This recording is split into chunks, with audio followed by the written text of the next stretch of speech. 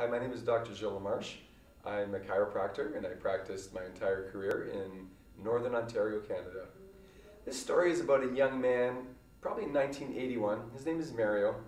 His mother was a patient in my office, and one day, in somewhat tears, we start chatting, and she says, I don't know what's happening with my son.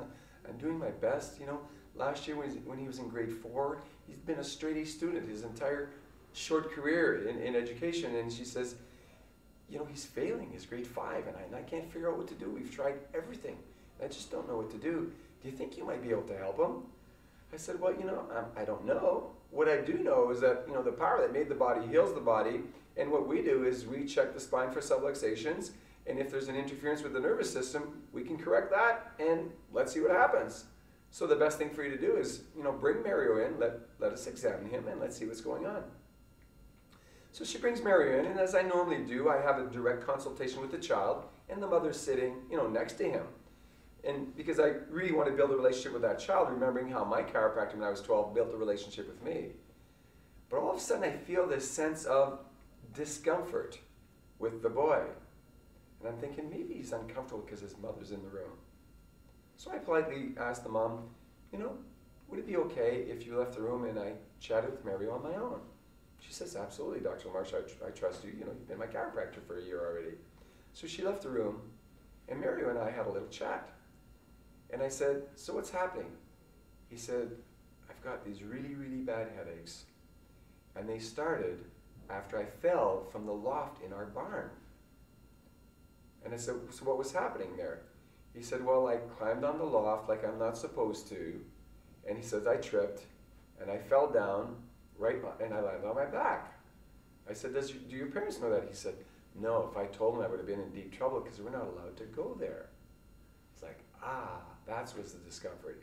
Here he was wanting to tell me something, but couldn't tell me if his mother was there because he'd get in deep trouble.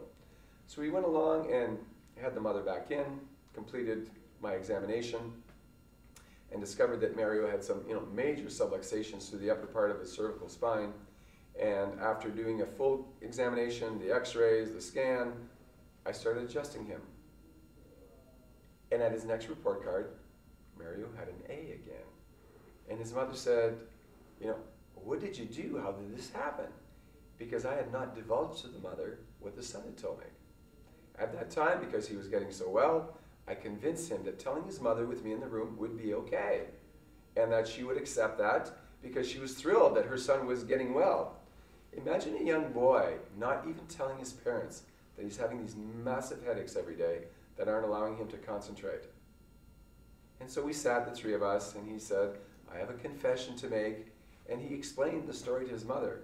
Of course, she sat there with tears in her eyes and said, but you could have told us. He said, well, I was afraid to get punished. And so you can imagine, like I said, this was in, you know, 1981. We're now in 2009. I moved from that little town years ago. I've never seen Mario again, but I remember the story so clearly. And I think it was one of the experiences that really caused me to want to teach the value of chiropractic care for everyone, that everyone should get a great chiropractic examination on a regular basis, because you never know what might be causing dysfunction. Mario had a serious impact on my life as a practicing chiropractor, and he may never see this movie, but I want to thank him. It's been a wonderful trip.